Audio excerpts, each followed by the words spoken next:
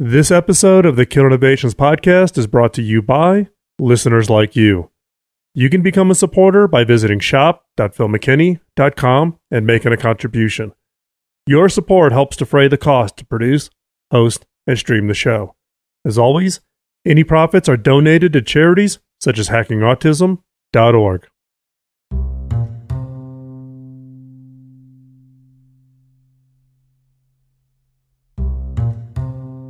I'm Phil McKinney, and welcome to Season 11 of the Kill Innovations podcast, a show about ideas, creativity, and innovation.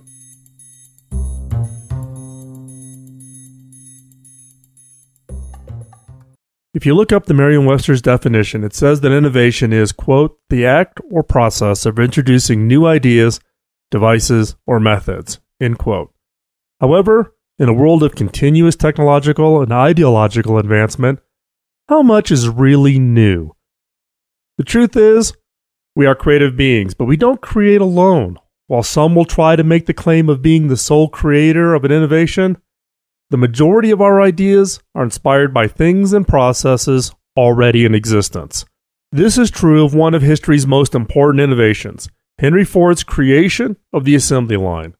This innovation has changed countless industries by altering the universal production process, and it came from an unlikely source.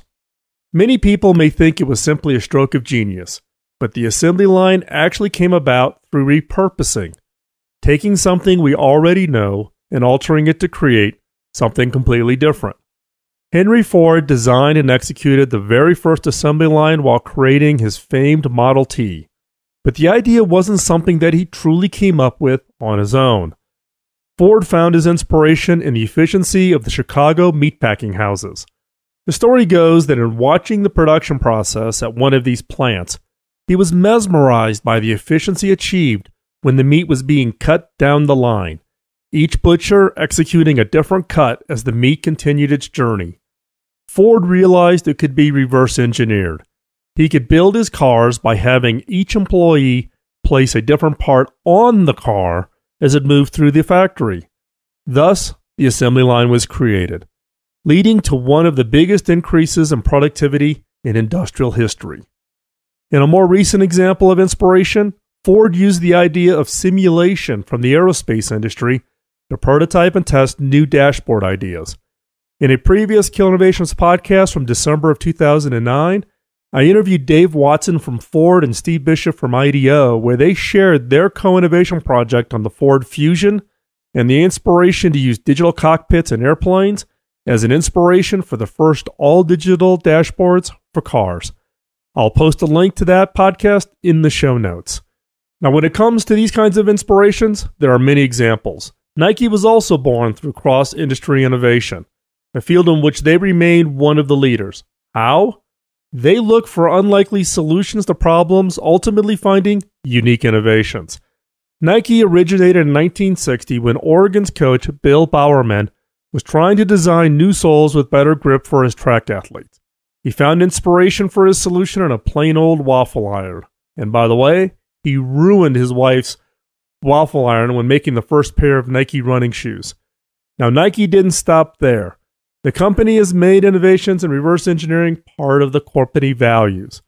One of their top-selling models, the Nike Shox, were designed using Formula One race cars as inspiration.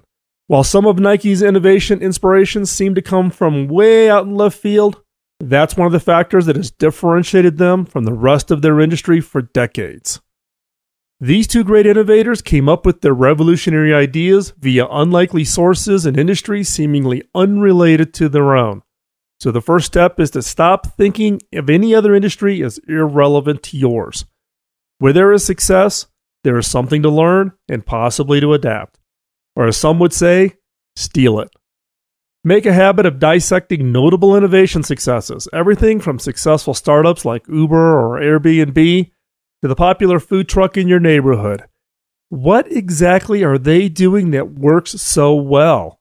What differentiates them from others in their field? In order to open yourself up to new concepts you may be able to adapt to your field, do some research on industries you know nothing about. Figure out what is driving those other industries and identify what intrigues you about them. And if you ever need some encouragement or inspiration, do some research on top innovators in history. Learn how they found their inspiration. Find out how they tinkered and failed and played with their ideas until they reached success. That's what repurposing is all about. Figuring out what has worked for others and using it in your next innovation.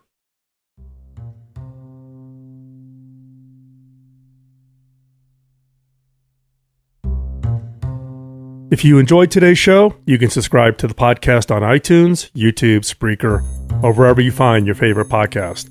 You can find all the links and resources from this episode, along with every other episode going back to 2005 at philmckinney.com. Just click on podcast.